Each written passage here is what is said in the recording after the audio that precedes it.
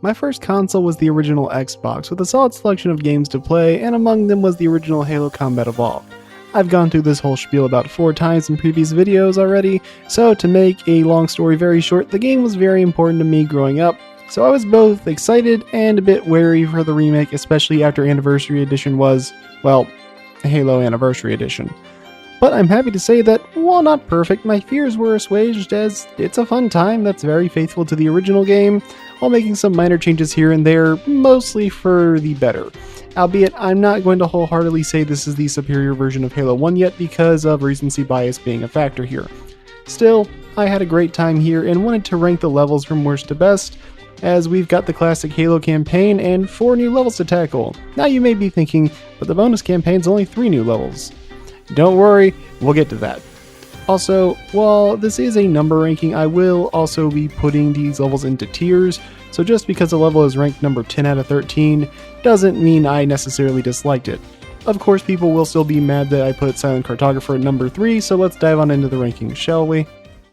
Number 13, Truth and Reconciliation. Wait a second, this isn't the library, where are we?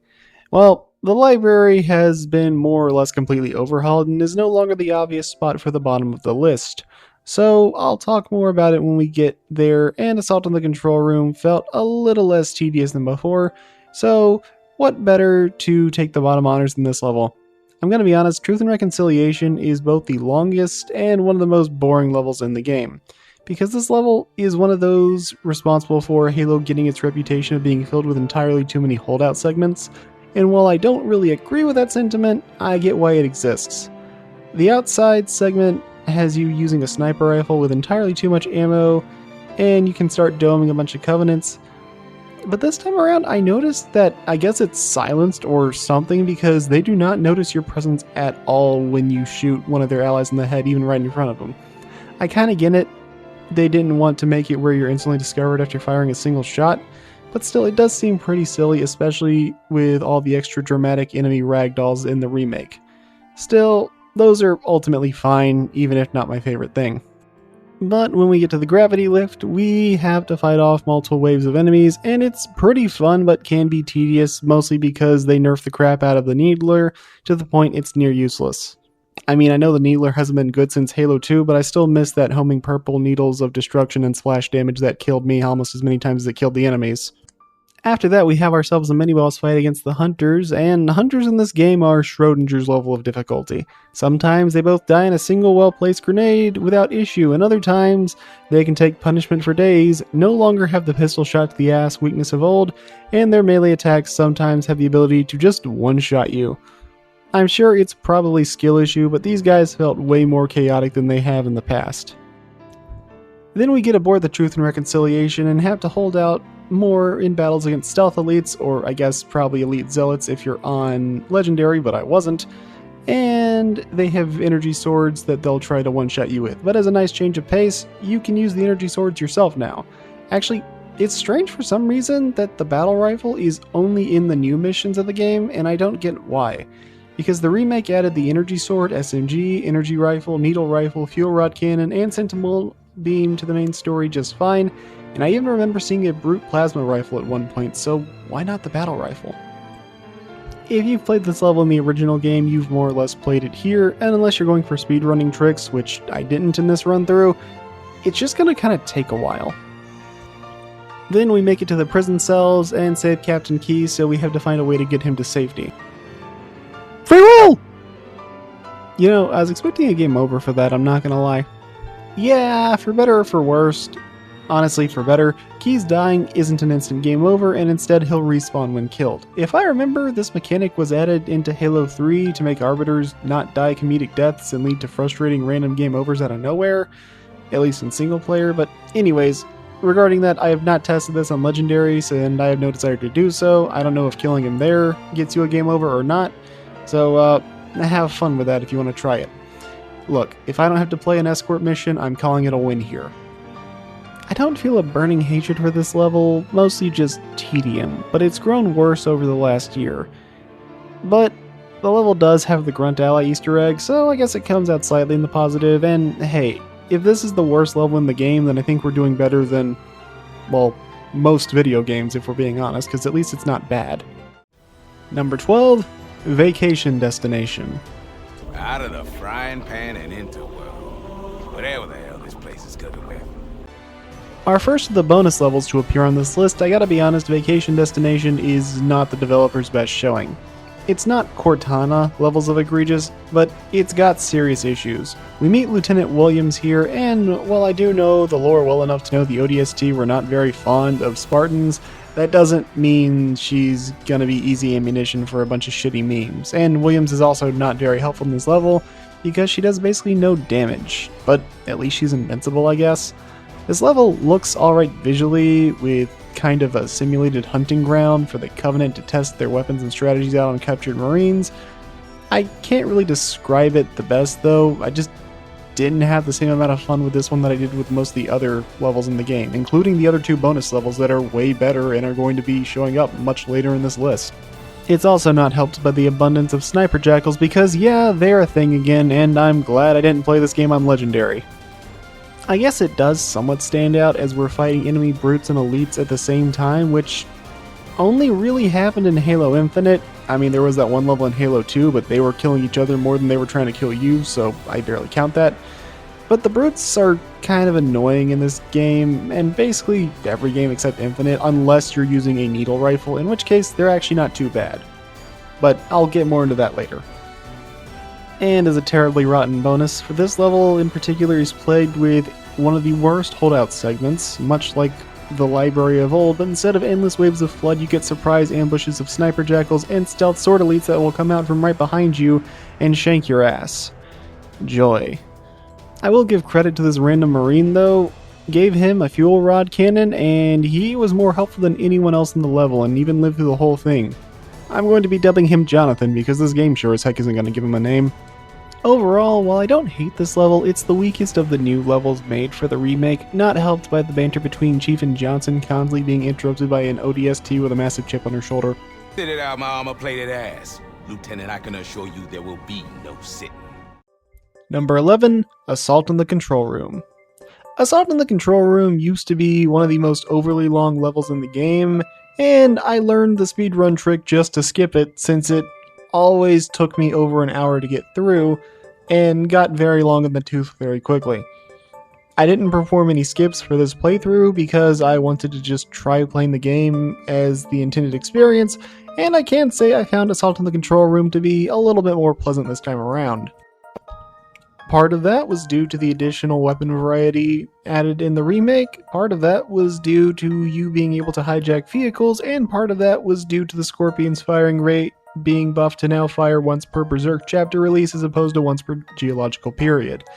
And maybe it was because I was playing this level after a good night of sleep, but I was honestly having a good time and I was in a much better mood for this level than I usually am.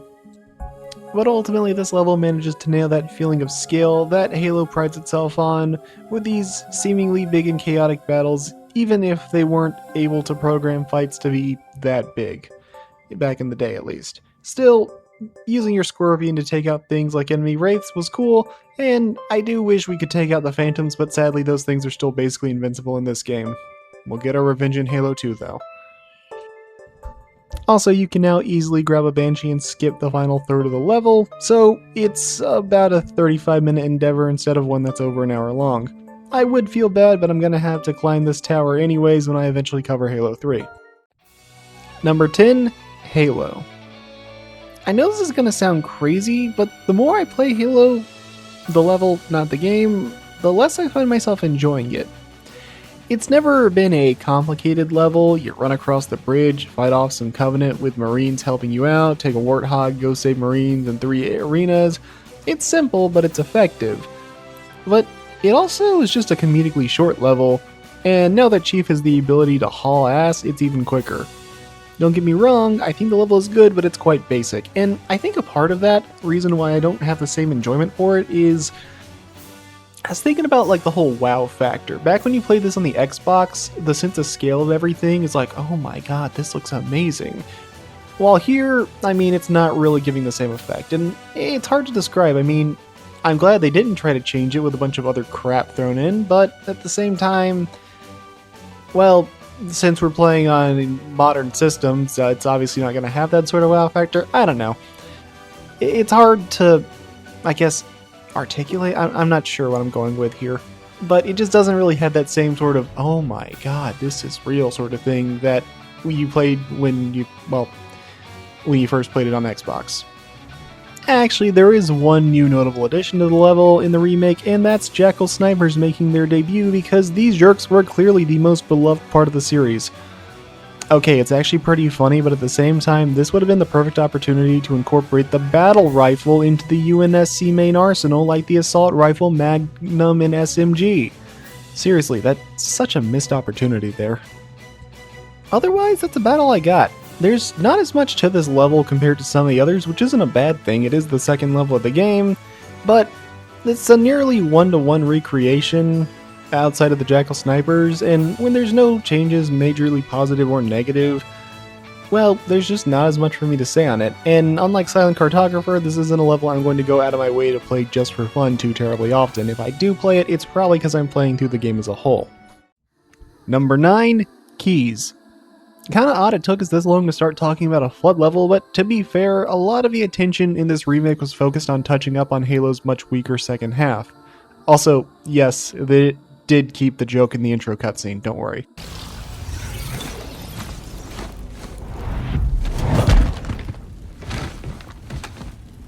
Oh, I see. The coordinate data needs to be... right, sorry.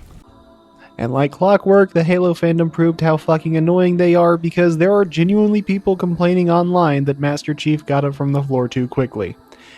Anyways, we can see the flood infection is much more dramatic in this game than in the original Combat Evolved, and while I'm sure some people will hate it, this is pretty in line with the flood overtaking locations in Halo 3, so honestly I think it feels pretty in the spirit of things.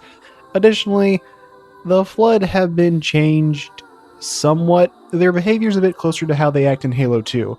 Now what does that mean exactly? Well, in the original Combat Evolved, when the flood died, they had a chance of getting back up a few seconds later and could perform this action multiple times if you were really unlucky.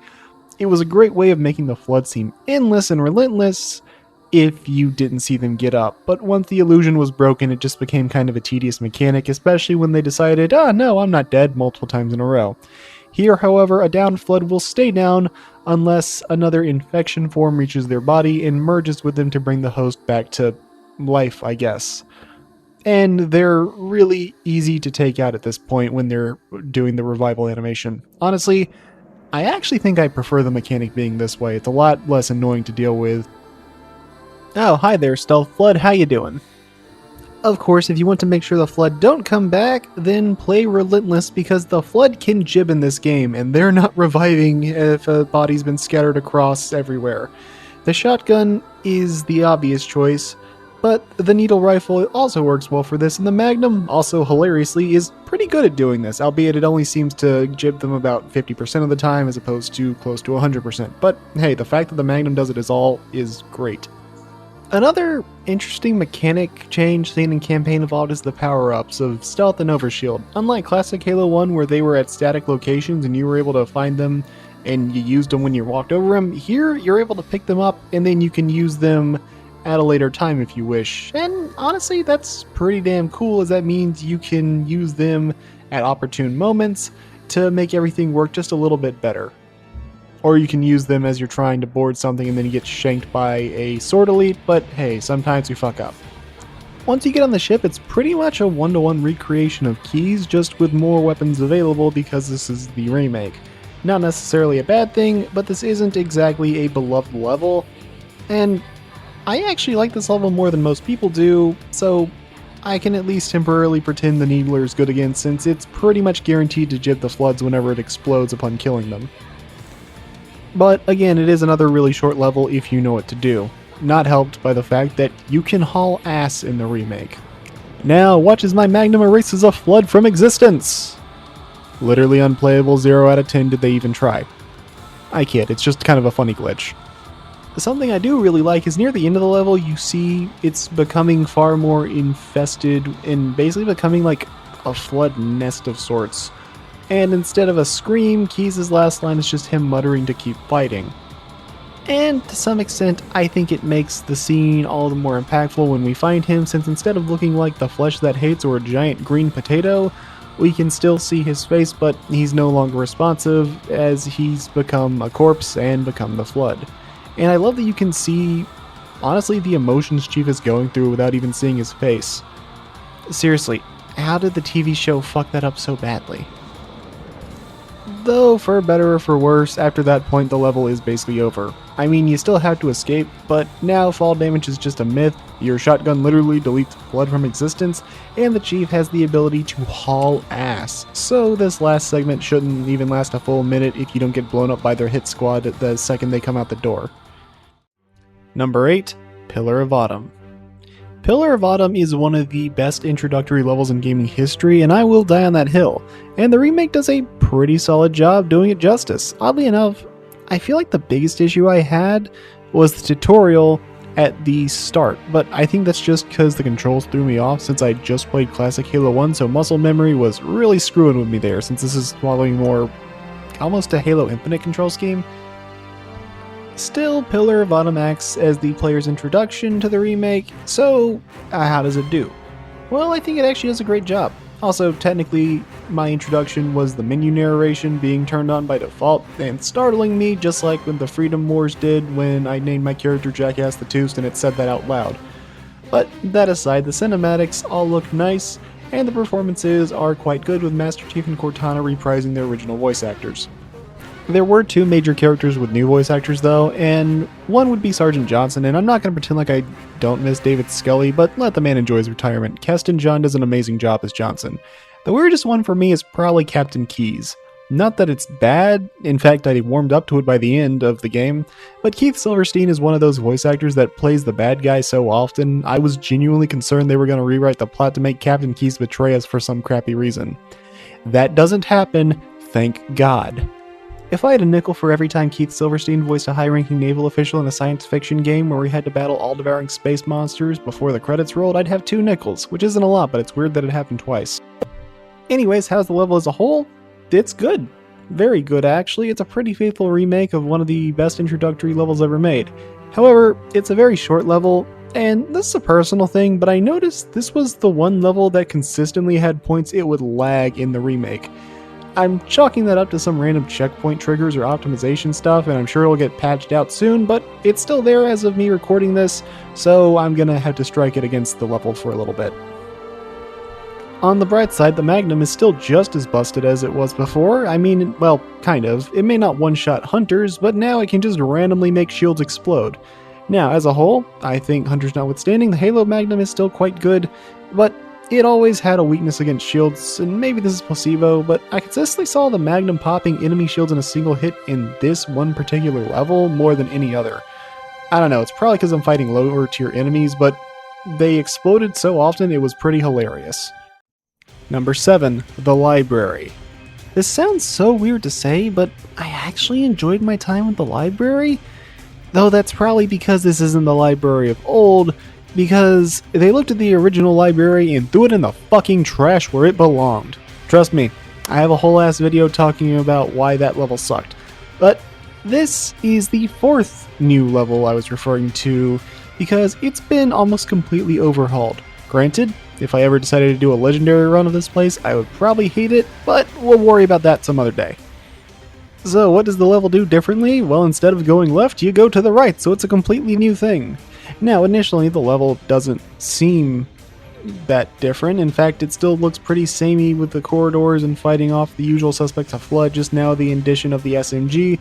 And while some may not like this, I appreciate that the carrier forms don't start randomly flying through the air to blow up in your face, at least as often. I mean, they'll still get you, but it's less likely to happen from pure bad luck. But initially, there are still a lot of parts that are going to feel more or less the same. With you going through holdouts while fighting off the Flood, it's not exactly great. Even when the level starts to get a bit greener, it's still not the best thing out there, but hey, I beat the original level on Legendary, so anything that's not Legendary feels pretty quaint in comparison. Everything kinda feels a bit monotonous and unpleasant, but I've more or less grown numb to it, and at least Halo 1's combat loop is still quite fun all these years later.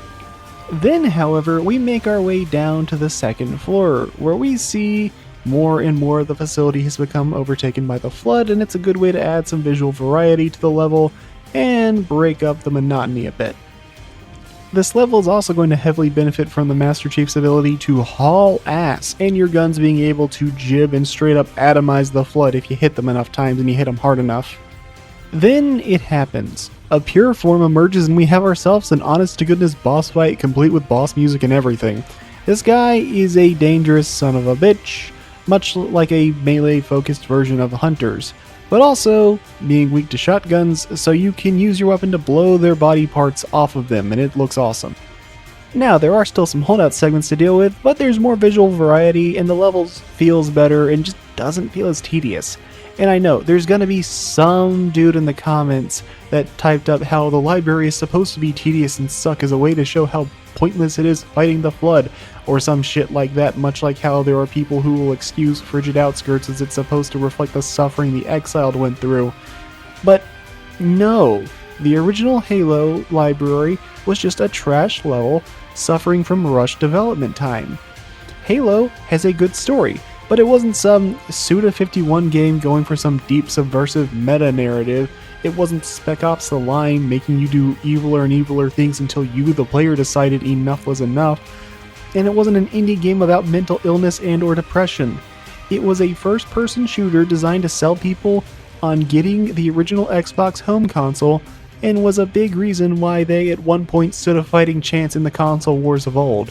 We're given another segment where we need to find switches to activate light bridges as we want to avoid falling into the precarious green gas down below, and while you can fight your way out of it, probably, it does make for a pretty memorable visual setting in a desire of, I don't want to go down there. And after that, the second elevator gets stuck and we have to fight off hordes of flood enemies, and we get to have a mini-boss fight against a rocket flood, which is diabolical and hilarious. Honestly, for me, the rocket flood are like the poison swamps in Souls games, where the hatred is kind of wrapped around to them being comedic, and I can't help but laugh when I have to deal with them nowadays. And from there, the level gets darker and darker as you get to the final floor, as this place gets downright evil looking and seems like something you'd see in the new Doom games. And I mean that as a positive. It's chaotic, it's difficult, and dare I say it, this level even has some good atmosphere. Plus, the clown car from hell at the end of the original library is gone and replaced with a fight against two pure forms and a few other flood, and I much prefer this change. And for one last positive, the writing from Guilty Spark genuinely made me laugh. The charm of this facility is lost on the lesson learned. Would you not agree? It feels kind of weird to say, but I don't hate this version of the library. Number 6, Heavy Burden. The final new level that was added into Halo Campaign Evolved is pretty damn good. The aesthetics for this level are really strong, as it somewhat resembles the Truth and Reconciliation, but with a much larger arenas often added in, and there's this pretty white and gold color palette to fit, with this being something of a Covenant sacred ground. And this part of the level, well, it's got some great arenas that are layered, and there's plenty of weapons variety, it's fun, there's good use of enemies between elites, brutes, grunts, and surprisingly jackal snipers that don't have super dickish placements thrown in. Also, the white and gold armor on these hunters looks really awesome, and this particular variant makes for a much more fun and challenging mini-boss.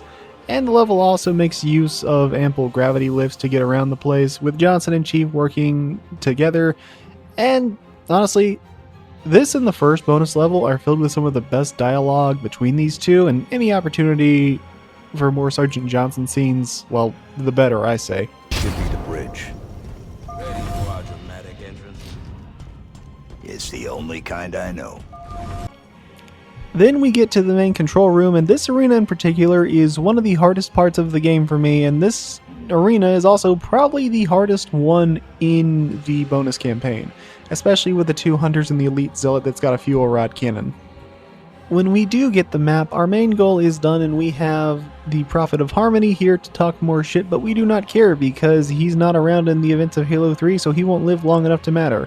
Plus, we get my favorite new interaction between Chief and Johnson shortly after this. When we get out of here, I'll personally hit a hole on your chest and shoot you twice. Is that a threat, Sergeant Major? Just gonna hurt my feelings, huh? to see how it is. If this was the main bulk of the level, it would probably be a top 3 level for me because the first half of it is basically perfect. Unfortunately, after this is the gondola ride, which isn't awful, but unless you brought the needle rifle, which you should because it's the workhorse weapon of the bonus missions, much like the shotgun is the workhorse weapon of the campaign's second half, it's going to be very obnoxious because there's a lot of, well, not necessarily sniper jackals, but a lot of enemies that'll just take pot shots at you. Eventually, the gondola stops, so you and Johnson have to restart the power, which is easy, but then you have to kill all the enemies to progress, and I swear, there's always that one enemy just hidden away and near impossible to find, and this segment goes on for too long, lasting me about 8 minutes, and I only died once during it, and it's not that engaging of a segment if I'm being honest. It kind of does drag down a lot of the rest of this level. But then after that, it gets good again because this final hangar battle is amazing and one of my favorite arenas in the entire series with plenty of cover, weapons to use, and options for whatever else you want, as more fuel rod cannons as are available, and the Covenant Wraith is here to keep you on your toes, and I honestly wish this part lasted longer because this segment is so fun, but it's usually over in about 2 minutes. This would be a great segment though to have something like Breaking Benjamin music play. Shortly after this, we make it to the hangar where we regroup with Lieutenant Williams with another cutscene that I already know will be used for shitty memes, so Lieutenant Williams realizes she's not an established character or marketable, so she needs to die before this story arc comes to an end. I can't appreciate the self-sacrifice lady, but you're no George. After this, we get to fly a Covenant Seraph, which, correct me if I'm wrong, this is their first time appearing in the Halo games. And our final segment here is essentially Midnight. Some people hate this, but I like that level well enough. Anyhow, the first stretch is actually pretty fun as we destroy the turrets and the external relays on Super Dreadnought Railcan and Juggernaut Libe. This segment reminds me of the space battles from the original Star Wars Battlefront 2 and how one of the best strategies was to just kind of nuke their main facilities, and yeah, it's pretty cool in my book. I enjoy it. Unfortunately, then it keeps on going. It ends on a bit of a dud because we have to protect the burden of proof while a bunch of kamikaze pilots come in, which you think would be more engaging, but they appear so irregularly that, well, they're not that much of a major threat, and this segment just feels long. And even if they do hit, the damage they do is pretty minimal if you're not on Legendary, so I guess it's much like real-life kamikaze fighters. It unfortunately goes on for too long and gets kind of dull, and I think this part would have been better if you had the destruction of the flagship, well, or its main points, and then you just had to make your escape from it as the burden of proof wipes it from existence. Heck, we don't even get to kill the Prophet of Harmony in a shitty boss fight, he just escapes. I do genuinely like this level, but it's a case where I think less would have been more here because, as it stands, it's about 15 minutes too long. But the ending scene with Johnson talking to Halsey's really cool.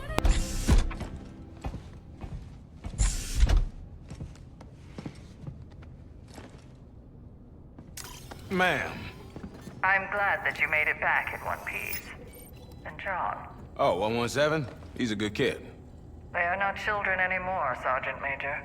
Doc, when you're as old as I am, they're all still kids. Do you think there might be other Covenant ships like this out there? Hard to say. The Prophet seemed to be working alone. Genius often is. You should be pleased to know this little excursion was well worth the effort. It looks like you just might have found the heart of the Covenant after all.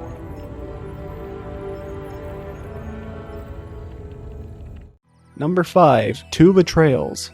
See, while Halo is a level I've enjoyed less as time goes on, I've oddly grown to like 2 Betrayals more and more, and I think 2 Betrayals was actually slightly improved in the remake for a reason I'll get into in a little bit. But first... Oh no, Guilty Spark was going to kill us all. Who could have seen that coming? Anyways, the mini-boss fight with the Sentinels is unchanged, but we get to use the Sentinel Beam now, which can not only cut through them, but it also burns up Flood and Covenant alike. Otherwise, this level is like playing Assault in the Control Room in reverse, but better, as the Banshee has vastly improved controls from future games in the series being added to, well, this game. And we get to see the Covenant fighting off the rapidly growing threat of the Flood, and they're doing a pretty good job, all things considered. They're lasting better than I am, that's for sure. I think I walked in on the middle of something. It's funny because I can see and laugh at these silly little AI quirks that pop up from time to time, and I know people will act like this never happened in the old games, completely forgetting the flood that has spontaneous heart failure in the library of old. Don't even get me started on the broken flood AI in Halo 2 and 3. What is new is a big fight between some pure forms against a couple of hunters and an elite, and this fight honestly can go either way, so it's pretty cool to watch. But aside from the new weapons and pure forms being added, it's a nice, pretty much one-to-one recreation of 2 Betrayals, with only one real notable shakeup being the 3 generators you need to go to. It used to be that you had to stand inside the center and have your shields go overloaded and then lose your shields in the process, then get ambushed by a flood shortly after, and this got annoying pretty quickly. But in the remake, each generator has 3 little power nodes you just need to take out, then you can GTFO, which I think improves the pacing of the level significantly. It's weird, I used to despise this level, but nowadays I've grown to actually quite enjoy it. It's an odd feeling, but not an unpleasant one. Number 4, the Maw. You know, it's kind of funny how out of all the levels to stay in the same position, the Maw is still number 4. That being said, I do slightly prefer this version over the original Maw. It's mostly a one-to-one recreation in most aspects, just with more weapons available, and the flood mechanics being changed so they can't just randomly keep respawning until the end of time. It's a hard level, and it will kick your ass, make no mistake. I think it's your final level acting as the first level of the game as well, but now everything's dark and evil, and that's a pretty good trope. And difficulty-wise, I think it does provide the appropriate challenge level, for the most part. Although not only is it a dark and evil version of the first level, it's also quite literally dark because you will need to use your flashlight from time to time due to just how damaged the Pillar of Autumn has become. And it is fun getting to fight everything off, plus the game more than loads you up with grenades and rockets, which is nice, though you should always go for the rockets if you can, for pretty obvious reasons when you know how the level ends. The final boss fight, if you can even call it that, is however still not a very fun time, but hey, it's a Halo game. The only fun bosses in this series are the Scarab in Halo 3, and a few of the bosses in Infinite were okay, but the only real standouts for me were Chaklock and Escharum. The Flood are mostly fine, just watch out for their bum-rushing shotgun wielders, but the Endless Sentinels can get annoying very quickly with them burning you down. Then there's the big Warthog run at the end, and yeah, I like it. It's the Warthog run from Halo 1, just a fair bit darker in the inside portions, and more on fire. But the Warthog controls a lot better in the remake. Still janky as hell, yes, but it's no longer going to flip at the slightest inconvenience, so instead of wrangling a bear, it's like wrangling a St. Bernard. And then Echo 419 picks us up and gets us to safety so we can get out of here.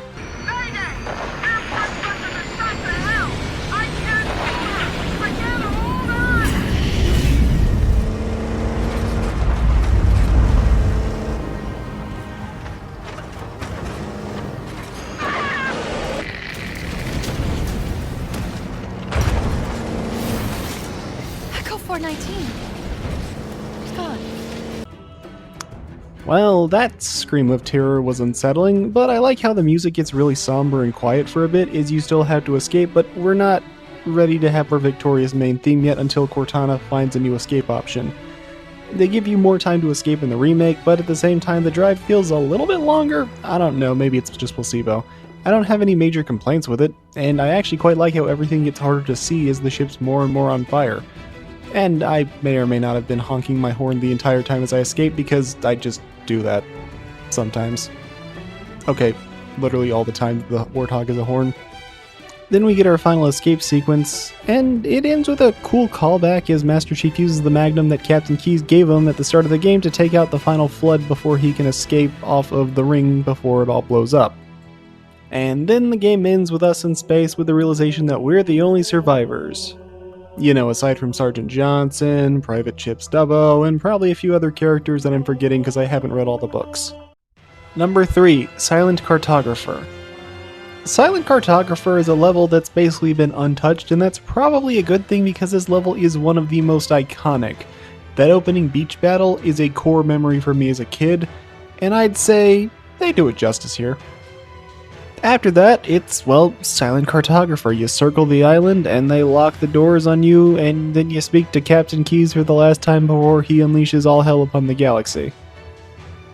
From there, you fight some hunters in a battle, and you learn in terror, if you haven't already, that the pistol shot to the ass does not one-tap them. Then you go around and unlock the door to the map room. The door opens and you are not Jacklock, my guy. You are not that cool, and God willing, you will be getting run over by the Warthog before this mission comes to an end. Speaking of Warthog, it's tradition to gently force your Warthog down into the map room if you can. Then, well, you fight some enemies before you pick up the map. It's a pretty short level, there's not that much to it, but it all works really well. And as you make your escape, make sure you find some way to embarrass the Golden Elite Zealot so he remembers he is a failure and he will never be cool. And after that, the level's basically over. It's one of those levels that's kind of basic and straightforward by today's standards, but that's only because it was one of the levels that set the standards for a sandbox, and I think after all this time, it's still aged very well and is still quite fun to go through. Number 2, boarding action. The first of the game's new levels meant to sell the player on the new campaign. As you can see, the ranking is also the best new level in my personal opinion. It does a great job. Boo.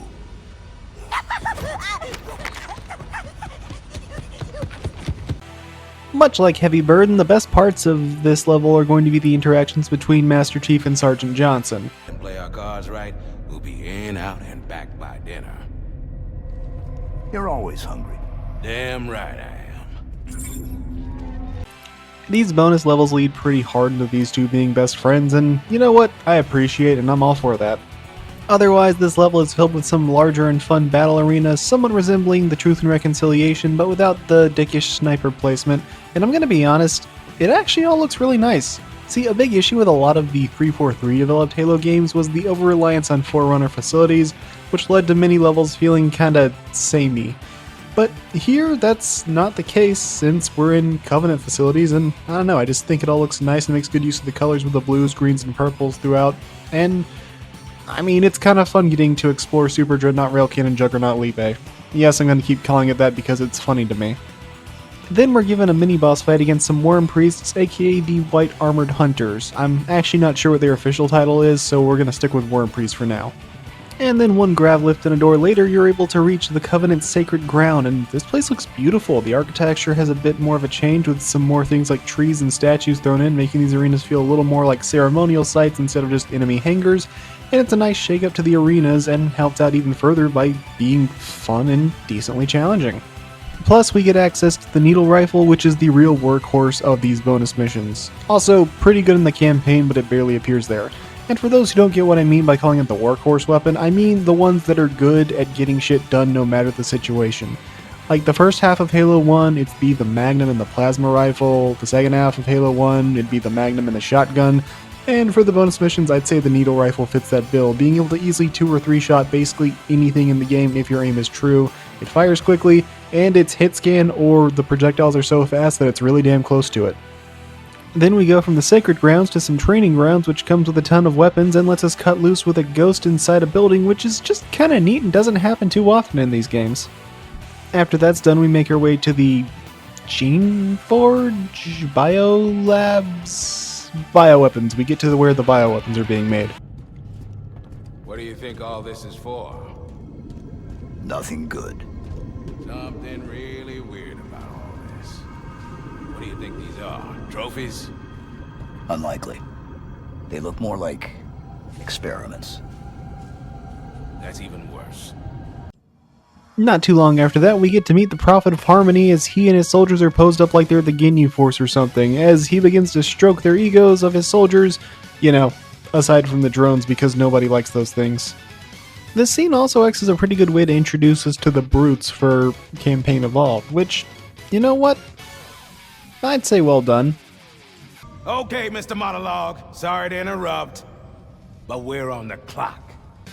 This scene also teaches a good mechanical lesson that shooting the brute in the heart will make it go berserk, removing its armor and making it far more aggro, but also making it so aggressive that anything nearby, friend or foe, will be attacked. I guess the Prophet of Harmony was lacing their shit with bath salts or something. They can be tanky foes, but with something like the needle rifle, they can go down fairly quickly with the tried and true method of 2 to the chest, 1 to the head. From there, we get to go through a bunch of different cool arenas, including this big fight in the Covenant War Room where we see a giant impractical hologram of the ship we're currently on as the Prophet decides to unleash his creations on us, but ultimately we're armed to the teeth, so we can erase them from existence pretty quickly.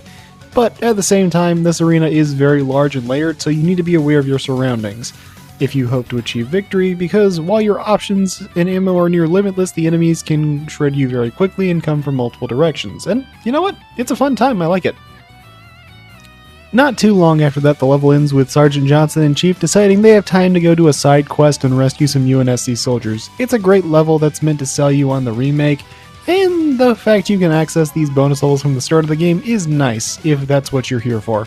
Personally though, I played through the entire game first, and then I played these bonus levels at the very end of my run, and you know what? I don't regret it, I had a great time. Number 1. 343 Guilty Spark. You can't really improve upon perfection, but you can try to do it justice. So did Halo Studios handle one of my favorite video game levels ever made, and how did they do? I think they actually did very well. First off, instead of looking like this lush bioluminescent jungle that seems like it'd be a very pleasant place to go on vacation, like in the Anniversary Edition, it looks like death. We have our Crash Pelican now burning, and we have SMGs added in as a bonus. I will say, this opening sequence is a lot louder, but it's louder because it's filled with the screams of Covenant and some intermittent gunfires a little bit more often here, as they're going to be getting ventilated like Bonnie and Clyde. Now, Halo LARPers will bitch about the faintly glowing trees, but they did that shit back in Combat Evolved. The issue was Anniversary made them these giant green LED light bulbs, while here it's just a very faint glow. So, I think it works really cool, and it stands out. Now, another thing I like about this level is, while there is increased visual clarity from the obviously upgraded graphics from the game being 25 years newer, they're able to hold that oppressive and ominous atmosphere by leaning more into the heavy storm going on outside, sort of like walking outside in a bad rainstorm, where it's coming down so hard you can barely see 3 feet in front of you. And you'll briefly see a silhouette or two of something ominous that's, well, watching you from time to time. Also, they added rockets to their arsenal. I love how the outside areas are lit, but you can still barely see anything due to the harsh shadows and contrast going on here. Honestly, it makes me wonder if they were using stencil shadows for this game. I don't think so, because that stuff kind of died in the 360 era, but hey, it's still pretty cool. Then we get our elevator and head on down where we fight off some jackals and a few grunts and the likes, and you know what? This is actually alright. It definitely is a little bit more done up than the original visually, but it doesn't look like an Alienware ad. I think this is actually a pretty good compromise. One odd change though is that the squared hallways have now been turned into straight hallways with side doors. Literally unplayable, am I right? You know, I think they honestly did a pretty good job with the gore and the carcasses here. It looks disgusting and disturbing. I think it works well. Then we see it, the big obvious do not go here sign, but now it's got this big orange hue that's not just because of the architecture, but it's also because what's inside there is so overwhelming that it's choking out the very atmosphere of the area. Then there's the paranoid Marine, but this time around he actually falls over and freaks out, and admittedly, while it is a bit silly he doesn't even try to aim at you, I can't appreciate the detail that he was checking around the corner for more hostiles. He saw you, then he fell over in a panic. So we go into the very obvious do not go here room, and there's just a little something squishy going on around here, but then again, we can't really see anything crazy going on inside, so I guess it's probably fine, right? After that, it's the classic scene where Chief enters the room. So we get to look through Jenkins' recording kind of during the final moments of his life, and while not perfect, I like how it's a bit shaky like some sort of found footage video. It really fits what it's going for. What is a bit odd is they combine the scene of the opened up Covenant along with the scene of the incident occurring, which is kind of strange because Captain Keyes gets here and then we get jumped, but you know what? It's just slightly different from what I'm used to. And hey, at the very least we have Captain Keyes wearing actual field gear as opposed to showing up in his frickin' officer uniform for some reason. So he's doing a lot better than the one in Anniversary. So how do you think Sergeant Johnson survived all this anyways? I mean, Does being a Spartan 1 give them resistance to their infection, or does the story have to obey the Halo 2 rules where the Flood can only infect corpses and not actively living things, but they're very good at making corpses? It's probably not the case, because the Grave Mind exists, but hey, I'm just spitballing. After all that found footage stuff is over and all that build up, the Shadows begins to play and we have to fight off the Flood as they burst down the door and begin to attack us. Now, there is a mechanic I like in this remake, but admittedly it does slightly mess with the pacing, and that is the Flood's ability to pick up guns. It does make them more threatening, but it throws off the pacing of the level a bit because it's when the elevator goes down and you see the blood on the walls that the Flood finally start coming at you with heavier firepower. A much larger pacing issue is simply, well, you also have a human Flood that attacks you. Now, the reason why is because they infect corpses. There's a marine corpse outside, as far as I can tell. That's what's causing it to happen. I think it kind of removes any doubt that these are the all-devouring space zombies about 5 minutes too soon. I'm not going to say literally unplayable, because no, I get it. That's the replacement for the Halo 1 Flood revival mechanic, and I vastly prefer this over them deciding that they're not dead 10 times in a row. But it ends up making the big reveal a bit too quickly. Now, I hadn't cracked this game open to see how it is under the hood, but if that's the case, why not just turn that property off for this one segment of the game or for this one level? It doesn't really bother me, it's just a slight nitpick because, well, it's one of my all-time favorite video game levels. I'm gonna nitpick it a bit. Just deal with it. Oh no, the elevator's broken. What'll we do? Now, what does bother me are these blue nav points telling you where to go. Game, why are these here? We're only supposed to have nav points when Cortana or maybe Guilty Spark are guiding us through an area, so these kind of miss that point. And I know this is a level where you can get lost, but you're kind of meant to get lost in this level and make your way out thanks to good level design and environmental clues, like different lights showing the correct path. And the remake has that good environmental design as well, so it just feels like it's silly and a bit of a lack of faith in the players. Personally, I choose to believe this was the developers trying to be considerate, since this game has far wider reaching of an audience than the previous entries did. Seriously, there's people playing a Halo game on PlayStation 5, that means that we have triangle, circle, and square prompts in a Halo game now. What the hell? But I think this feature should have been turned off unless they were playing on easy mode personally. I'm pretty sure you're probably able to turn off nav points with the in-game modifiers menu, but I didn't mess around with that because I wanted to go through the developer intended experience. Okay, that's enough nitpicking and sounding like I don't still absolutely adore this level. Here's a shotgun jibbing the Flood. Oh my god, the elevator is going down. Whatever will we do? Here's where the weapon wielding and human Flood are officially introduced, and I like the detail how the air itself is starting to turn green as we see how the Flood has overtaken the area, which makes some sense given this is where they were sealed, so they would have at least early stages of a nest going on. From here on, this level is excellent, playing out much the same, but with 25 years newer technology, we're better able to see just how fast and aggressive the Flood is. And while I do think the shotgun becomes the workhorse, I will give credit. I think the Magnum does a great job against 95% of the Flood. And this little bit right here is where I piece together the Flood could no longer randomly revived and required an infection for him to do so, which, you know what? Again, I like that change.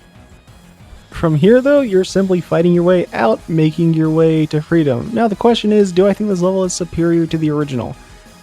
I'm not sure. See, recency bias would probably say yes, absolutely, but nostalgia blindness would say hell no, not even close.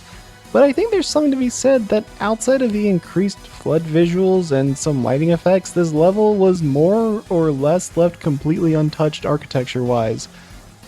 As of now, I think I slightly prefer the original level because I think it's paced a bit better with its reveals, but to be fair, the Flood are not a secret anymore because even if you don't know a damn thing about the Halo games, they're pretty present and well known.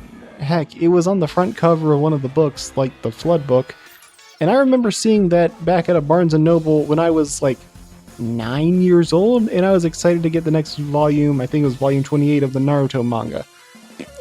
Heck, the Flood's appearance and presence hasn't been a mystery for years, and everyone knows that if you have an ongoing science fiction narrative, you have to have some sort of space monster that either wants to devour everything or assimilate everything and possibly devour at the same time. It doesn't matter if it's the Flood, or the Borg, or the Necromorphs, or the Crawl, or the Falspawn, or the Tyranids, or the mini whatever have yous. Anyways, once we make our escape, we meet up with Chip's Dubbo and some other Marines, and now we have to fight off the Flood, and I don't know if they're meant to be killed off or not here, but I gotta give them credit, they did a great job surviving. Seriously, give Dubbo a shotgun, that man will survive the apocalypse and kill the Prophet of Regret on his own. There's a reason why out of all the Marines I specifically remember him, and clearly the original devs like the Australian guy as well, because he makes it through all the games as a normal-ass human. Now, I will say there is one unfortunate addition that thankfully isn't guaranteed, but about 1 in every 20 Flood elites I came across seem to have a shield making them harder to kill. But to offset this, Shotgun does not give a shit, so thankfully this isn't Halo 3 levels of obnoxious, and they do seem to be pretty rare. After that, the level ends with us getting picked up by 343 Guilty Spark as we make our way to the library, warping out of here in front of everyone, and after that, Fohammer rescues the survivors, I guess, because they get off the ring. Well, at least some of them do. An excellent level. Honestly, one of the best of all time. And that's gonna do it for this video. Honestly, I enjoyed Campaign Evolved. It's a fun time, with enough differences to not feel like a pointless re-release. Think of it sort of as a Resident Evil 2 remake sort of thing, where it's the same, but different. I had a good time with it. Do I think you should play it? I don't know. I'm not you. You're gonna have to use your own discernment and decide whether or not the remake is worth picking up, but I had a good time, and a $50 asking price for a fun remake is a trend that I'm hoping will become more mainstream going forwards. Hell, if we're lucky, maybe it can even go down to $40. Probably not, but who knows. Anyways, that's all I've got for this video. Tune in next time as I'm planning on getting back into doing some boss rankings. The plans are to have the next video be a ranking of the bosses of Dinoblade from worst to best, and after that I want to make a boss ranking for Rubinite, so hey, if you like boss rankings, stay tuned for those videos in the future. Otherwise, if you want to check out one of my other videos, I've got a video of me complaining about the library from the original Combat Evolved for 25 minutes, or plenty of other content to check out. So, if you enjoyed, consider liking, subscribing, and hyping the video, and I'll see you all next time. Until then, take care.